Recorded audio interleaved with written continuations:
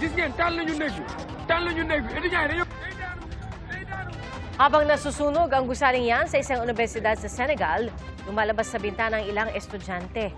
Hindi hagip sa kamera pero maririnig sa video ang isa sa mga nakasaksi na sinasabing tumatalon ang mga estudyante.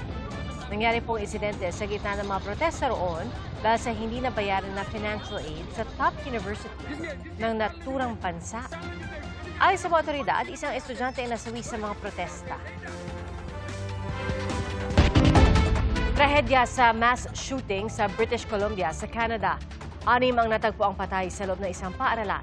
Isang nasawi habang isinusugod sa ospital. At 2 ang natagpo ang patay sa kalapit na residential area na pinaniniwala ang may kaugnayan din sa pamamaril. Sa loob din ng paaralan namatay ang gunman. Ang paniwala ng otoridad, self-inflicted ang dahilan ng kanyang pagkamatay. Inaalam pa ang kanyang pagkakakilanlan at ang motibo sa walang habas na pamamaril. Hindi po bababa sa 27 iba pa ang nasugatan.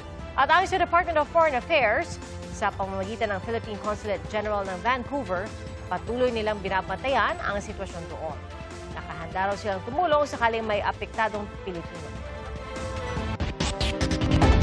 Isa pa pong insidente ng pamamaril sa loob ng paaralan ang nangyari naman sa Thailand. Machine gun ang ginamit ng lalaking suspect habang hostage ang nasa 300 estudyante at guro. Hindi po bababa sa 3 ang nasugatan kabilang ang principal ng paaralan. Naaresto ang suspect na pinaniniwala ang 18 anyos. Inaalam pa ang kanyang motibo at ayon sa mga otoridad, nakatanggap sila ng maulat na bago ang insidente ay nagkaroon ng kakaibang kilos ang suspect na pinagbantaan pa umunong sasaktan ang sarili niya. Nagkagulo sa pista sa Cagayan de Oro City matapos suntukin ng isang lalaki ang vlogger na bisita sa pagdiriwang.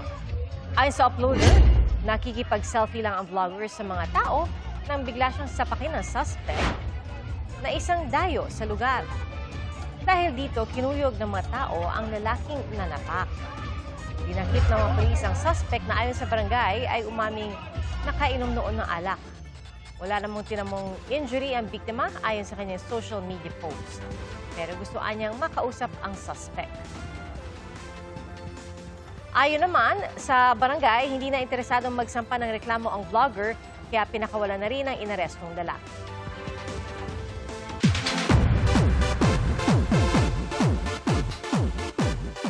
Pasabog ang mga inilabas na clue ni Raver Cruz sa magiging bagong celebrity dancer sa Stars on the Floor. Si Raver ang pinakabagong judge na mapapanood sa Season 2 ng Kapuso Dance Reality Competition Show. Sabi ni Raver, kasama sa lineup ang isang Kapuso leading man, isang multi-awarded actress, isang heir to dance royalty, at ang Pinoy Pride na K-pop group member. At ang isa, meron tayong isang former member ng OG girl group ng bansa. Pasabog itong Get Out. nasa dance panel din sina Marian Rivera at Coach J at host pa rin si Alden Richards. Mapapanood ang Stars on the Floor Season 2 simula po sa Linggo, February 15. Mga kapuso, maging una sa saksi. Mag-subscribe sa GMA Integrated News sa YouTube para sa iba't ibang balita.